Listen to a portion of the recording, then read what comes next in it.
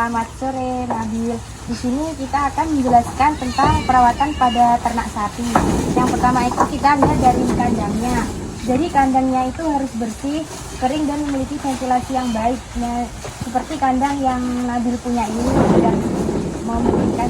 Yang kedua yaitu sediakan tempat makan dan minum yang terpisah untuk menjaga kebersihan. Yang ketiga yaitu lantai kandang sebaiknya dibuat dari semen atau bahan lain yang mudah dibersihkan. Mungkin kandang yang Nabil punya ini sudah cukup memungkinkan pada perawatan sapi. Yang kedua yaitu kesehatan.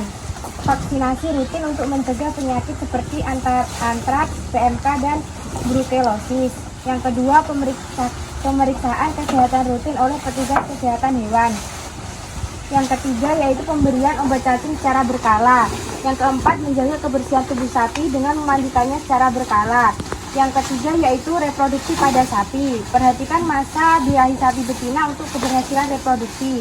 Gunakan inseminasi buatan atau penjahatan unggul untuk menghasilkan keturunan yang berkualitas.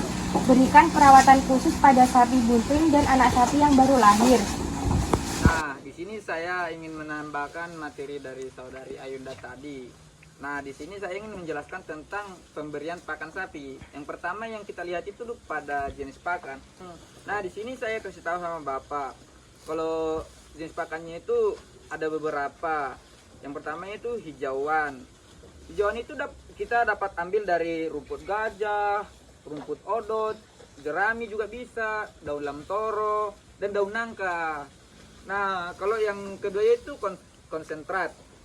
Bisa konsentrat itu beberapa jenis yang memungkinkan untuk sapi ya.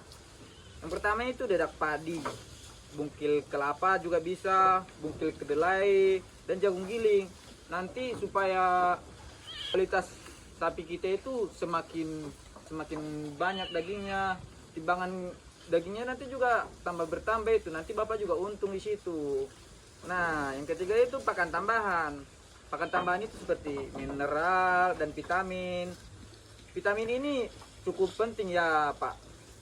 Tapi kebanyakan masyarakat pada umumnya, peternak-peternak tidak terlalu mementingkan vitamin. Karena mereka cuman ya dibilang karena mungkin ternaknya cuma 2 ya mereka agak tidak mementingkan soal vitamin ini. Tapi sebenarnya vitamin ini penting Pak untuk meningkatkan daya tahan tubuh dan pertumbuhannya juga. Jadi kalau semisal kan pada umumnya sapi pada umumnya itu tumbuhnya itu sekitar 2 tahunan lah pada umumnya kalau sekarang di Indonesia. Cuman ya kalau kita rutin untuk memberikan vitamin, pertumbuhannya memungkinkan lebih cepat dia. Jadi nanti Bapak juga proses pemasarannya juga lebih cepat. Jadi tidak rugi untuk selalu memberikan pakan terlalu lama gitu Pak. Nah, yang kedua yaitu teknik pemberian pakan Pak. Berikan pakan pada hijauan sebanyak 10-12% dari bobot sapi per hari. Jadi jangan sampai kurang lah dari 10% apanya pakannya. Karena sapi itu pada umumnya selalu mementingkan pakan. Karena mereka tidak bisa dalam kelaparan. Kalau mereka nanti bisa dalam kelaparan, mereka dapat menimbulkan penyakit-penyakit yang tidak diinginkan lah. Tambahkan pakan konsentrat sekitar 1-2% dari bobot badan sapi supaya bobot badan sapi itu lebih gemuk kelihatannya. Berikan air bersih dan segar secara dibitum namanya Pak, atau bisa dibilang sih tidak terbatas.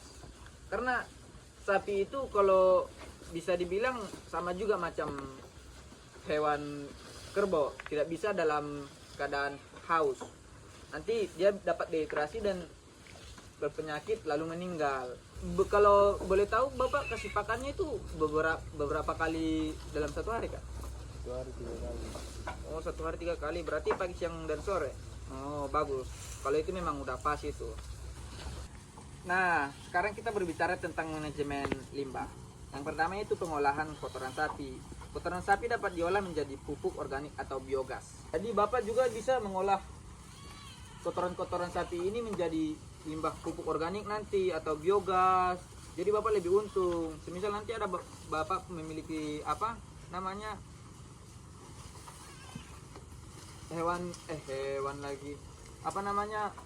Misal nanti Bapak ingin memiliki ladang kebun kan. Jadi Bapak taruh aja nanti apanya kotoran sapinya atau Bapak jual supaya tidak bertumpuk kayak gini. Jadi tidak terlihat kotor nanti kandangnya, Pak. Juga pastikan kandang memiliki sistem drainase yang baik untuk menghindari penumpukan kotoran sapi. Supaya Bapak juga tidak capek, maksudnya begitu. Nah, yang kedua yaitu pengelolaan sisa pakan.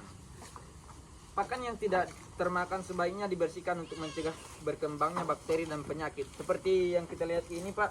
Ini sebaiknya sebenarnya setelah kita memberikan pakan, nanti setelah pakan habis, pakan-pakan yang tidak dimakan ini sebaiknya kita buang supaya tidak bakteri dan penyakit tidak timbul kepada sapi. Karena hewan ternak sapi itu cukup sensitif, Pak. Jadi meskipun mereka hewan yang suka kotor, juga mereka juga sensitif. Dan kita yang harus melihat kebersihan sapinya, begitu, Pak. Oke, Pak, mungkin saudara Fajar nanti yang ingin melanjutkan materinya. Oke, baik. Di sini saya akan menyampaikan kesimpulannya. Perawatan pemberian pakan sapi yang baik akan menghasilkan ternak yang sehat, produksi dan bernilai ekonomi tinggi. Ternak harus selalu memperhatikan kebersihan kandang. Kesehatan sapi seperti membersihkan pakan yang sesuai dengan kebutuhan ternak. Dengan menerapkan manajemen pemilihan yang baik, peternak dapat meningkatkan intensitas produk dan kesejahteraan sapi ternak mereka. Materi penyuluhan cara perawatan dan pemberian pakan sapi telah saya susun. Jika ada bagian yang perlu ditambahkan atau penjelasan, silakan beritahu. Halo semuanya. Kita pamit undur diri ya. Sampai jumpa di lain waktu. Terima kasih.